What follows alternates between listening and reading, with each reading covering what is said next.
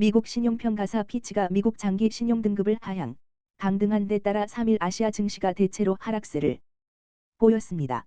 니케이 지수는 1.24%, 홍콩 항생지수는 0.28%, 중국 상하이 종합지수와 선전성분 지수는 각각 0.15%와 0.09% 하락했습니다. 호주 S&P/ASX 200 지수도 0.49% 내려갔습니다. 코스피와 코스닥도 하락했지만 전날보다는 하락률이 낮습니다. 이로 인해 아시아와 유럽 증시뿐만 아니라 미국의 기술주 중심의 나스닥 지수와 S&P 500 지수도 하락했습니다. 달러 인덱스는 약세를 보였고 원/달러 환율은 1290원대 후반으로 보합세를 나타냈습니다. 한국어 요약. 미국의 국가신용등급 하향 조정으로 인한 여파가 계속되고 있습니다. 2011년에 미국의 신용등급을 하향 조정한 스탠더드 앤드 푸어스 S&P 국가신용평가위원회의 데이비드 비오스가 최고등급 AAA는 당연한 권리가 아니라고 강조했습니다. 비오스는 현재 미 금융안정센터 CFS 선임연구원으로 활동하며 신용평가사들이 소극적인 태도를 취했다고 지적하면서 피치의 조치는 2011년 결정을 재확인한 것에 불과하다고 말했습니다. 미국을 괴롭히는 문제들이 더 악화되었다는 지적과 함께 신용등급 하향 조치로 인해 일부 기업들이 반사이익을 볼 수 있다는 의견도 있습니다. 미국 최대 은행인 JP모건 체이스의 CEO인 제이미 다이먼과 월가 인사들이 미국의 신용평가 등급이 하향 조정된 것에 대해 비판하고 있다. 다이먼 CEO는 신용평가사가 중요하지 않으며 대출, 금리와 차입 비용은 시장에 의해 결정되는 것이라고 주장했다. 그러나 피치 신용평가사는 미국의 재정 악화와 국가 대무 부담 증가를 반영하여 미국의 신용등급을 하향 조정했다. 이로 인해 아시아와 유럽, 미국 증시가 하락하였으며 다이먼은 이런 신용등급 하향이 시장에 큰 영향을 미치지 않을 것이라고 평가했다. 그러나 일부 전문가들은 투자자들이 미국 채권과 달러와 투자 전략을 재점검할 필요가 있다고 주의를 당부하고 있다. 미국의 국제신용평가사인 피치가 미국의 국가신용등급을 AAA에서 AA+ 사인으로 강등한 배경에는 여러 요인이 작용했습니다. 이 중에서 주요한 이유로는 2021년 1월 발생한 미국 의사당 폭동으로 인한 정치적 양극화와 미국 재정 적자 확대 우려가 있습니다. 의사당 폭동은 거버넌스 악화를 반영하는 사례로 강조되었습니다. 또한 미국의 국가부채 한도 논쟁과 정치적 양극화가 부채 한도 상향 이슈와 연결되어 부각되었습니다. 이러한 상황 속에서 미국의 신용등급 상승을 위해서는 GDP 대비 부채의 안정화와 부채 한도 이슈 관련 연구, 유예 등의 조건을 충족시켜야 합니다.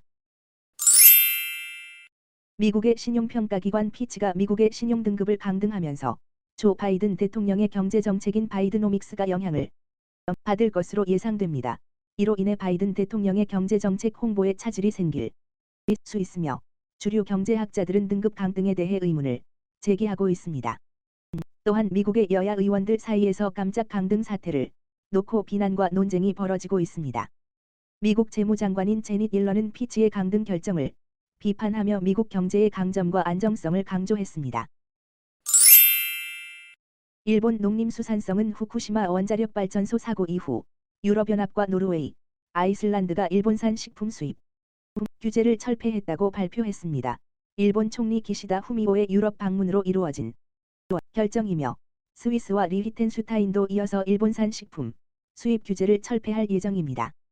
유럽 국가들의 동참으로 중국, 홍콩, 한국 등 7개 국가 지역만 이후에도 규제를 유지하게 될 전망입니다. 미국 국가신용등급 하향 조정 이후 미국 국채 수익률이 상승하고 있다.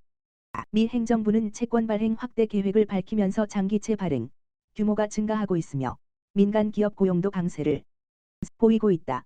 이로 인해 금리가 상승하고 국채 가격은 하락하고 있다. 그러나 일부 전문가들은 미국 국채가 여전히 안전자산으로 남아있다고 말하고 있다. 또한 피치의 강등 조치로 유가도 하락하고 있다. 애플이 출시한 애플카드 저축 계좌가 3개월 만에 100억 달러를 돌파했습니다. 이 계좌는 미국 내 애플카드 발급자에게만 개설되며 높은 연 4.15%의 이자를 제공하여 미 전역의 평균 저축성 예금 이자율인 0.35%보다 10배 이상 높습니다. 또한 저축 계좌 고객의 97%가 데일리 캐시 자동 입금을 선택하며 최대 3%의 리워드를 받을 수 있습니다. 이 계좌는 데일리 캐시 입금에 한도가 없고 다른 은행으로부터 추가 입금도 가능하며 수수료나 최소 예금, 최소 잔액 등의 조건이 없습니다. 애플은 금융 서비스 확대를 위해 다양한 서비스를 내놓고 있으며 현재 금융 서비스 비중은 전체 매출의 20% 이상을 차지하고 있습니다. 한국의 국제신용평가사 피치가 미국의 국가신용등급을 AAA에서 AA 플러스 사인로 강등했습니다.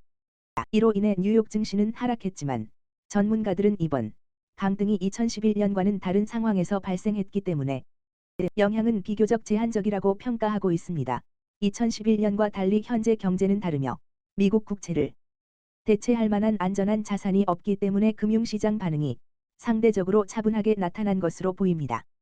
미국은 여전히 안정된 국가로 인정받고 있으며 다른 국가들보다 더 높은 신용등급을 받는 것은 상식에 어긋나는 일이라는 의견도 있습니다.